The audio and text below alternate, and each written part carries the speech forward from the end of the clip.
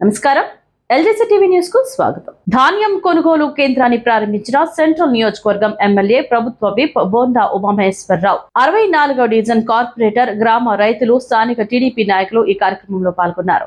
రైతాంగ సమస్యలను బోండా ఉమా అడిగి తెలుసుకున్నారు. గత వైసీపీ ప్రభుత్వంలో రైతాంగం తీవ్ర ఇక్కట్లను ఎదుర్కొన్నారని అన్నారు. టీడీపీ కూటమి ప్రభుత్వం అధికారంలోకి వచ్చిన తర్వాత రైతుల సంక్షేమానికి పెద్దపీట వేస్తున్నామని, రైతుల సమస్యలపై సకాలంలో స్పందిస్తూ సమస్యలను జిల్లా కలెక్టర్ స్థాయి వరకు తీసుకువెళ్లి వెంటనే పరిష్కరిస్తున్నట్లు వివరించారు. నిన్న అకాల వర్షం కారణం చేత తడిసిన ధాన్యాన్ని చివరి గింజ వరకు కొనుగోలు చేస్తామని బోండా ఉమామహేశ్వరరావు హామీ ఇచ్చారు. 2 గంటకి అకాల వర్షం ఈ పాతపాడు గ్రామం కుందవారి కంట్రిక విలేజ్ కంట్రికలో వర్షం కురవటం జరిగింది. భారీ వర్షం.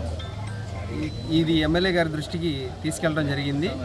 వెంటనే ఎమ్మెల్యే గారు స్పందించి, బోండా ఉమామహేశ్వరరావు గారు స్పందించి, రాష్ట్రంలోనే ప్రప్రథమంగా ఈ కొనుగోలు కేంద్రాన్ని స్టార్ట్ చేయమని కలెక్టర్ గారితో మాట్లాడటం, తర్వాత డిఈ గారితో మాట్లాడటం వెంటనే జరిగిపోయింది. ఈరోజు ఎమ్మెల్యే గారు విలేజ్ కంట్రీకి విచ్చేసి కొనుగోలు కేంద్రాన్ని స్టార్ట్ చేయడం రైతులందరూ చాలా సంతోషం వ్యక్తం చేస్తున్నారు. దీన్ని చివరి గింజ వరకు, తడిచిన ధాన్యాన్ని కూడా చివరి గింజ వరకు కూడా కొనుగోలు చేస్తామని ఎమ్మెల్యే గారు హామీ అవడంతో రైతులందరూ చాలా సంతోషంగా ఉన్నాం. ఎమ్మెల్యే గారికి కృతజ్ఞతలు తెలియజేసుకుంటున్నాం. లోనే 1000 టన్నులు ధాన్యం పండింది.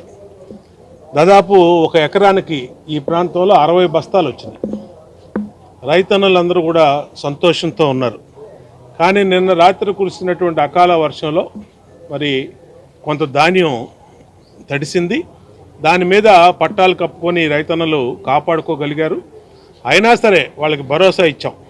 ఇవాళ అధికారులతో, అగ్రికల్చర్ డిపార్ట్మెంటు, అలాగే డిస్ట్రిక్ట్ సివిల్ సప్లైస్ అధికారులు అందరితో కూడా మాట్లాడి ఒక మీటింగ్ ఏర్పాటు చేసి ఈ గ్రామంలోనే వాళ్ళందరినీ కూడా ఒప్పించి, ఎక్కడా కూడా ధాన్యం తడిసినాయి అని ఆందోళన పడకుండా రైతన్నలు ఆరుగాలం శ్రమించి కష్టపడిన ప్రతి ఒక్క గింజని కొనే విధంగా ప్రభుత్వం నిర్ణయం తీసుకుంది. వాళ్ళ దానికి ఇప్పుడు లారీలు కూడా ఏర్పాటు చేస్తాం, ట్రాన్స్పోర్ట్ కూడా ఇప్పుడే అధికారులతో మాట్లాడాం. ఈరోజే ఇక్కడి నుంచి గన్ని బ్యాగ్స్ అన్నీ కూడా వచ్చినాయి. మరి ఏదైతే గతంలో మిల్లర్స్తో కుమ్మక్కై గతంలో 1100కి 200 రూపాయల క్వింటాలకి కమిషన్లు కొట్టేసేవాళ్ళు, రైతన్నలు అల్లాడిపోయేవాళ్ళు. ఇవాళ 2300 రూపాయలు ఎంఎస్పి ఇస్తూ ఉన్నాం. బ్రహ్మాండంగా పంట పండింది. మరి రైతన్న కండల్లో ఆనందం చూస్తూ ఉన్నాం. సంతోషంగా ఉంది మాకు. ఎందుకంటే అన్నం పెట్టే రైతన్నలు బాగుండాలి. వాళ్ళు బాగుంటేనే అందరం కూడా బాగుంటాం.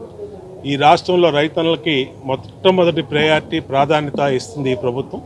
ఖచ్చితంగా రైతన్నల పక్షాన నిలుస్తాం. వాళ్ళకి ఏ కష్టం వచ్చినా ఇట్లాగే ఫీల్డ్లోకి వచ్చి అధికారులను తీసుకొచ్చి ఆ అధికారులతో ఆ సమస్య పరిష్కరించే వరకు కూడా పక్కనే ఉంటాం.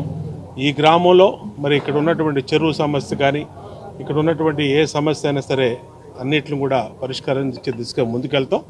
ఇవాళ వెంటనే స్పందించి ప్రభుత్వం మరి రైతన్నలకి ధాన్యం కొనుగోలు ప్రారంభించడం వల్ల రైతన్నలందరూ సంతోషం వ్యక్తం చేస్తూ ఉన్నారు. మా రైతన్నలకి భవిష్యత్తులో కూడా అలాగే అండగా ఉంటామని తెలియజేస్తాం.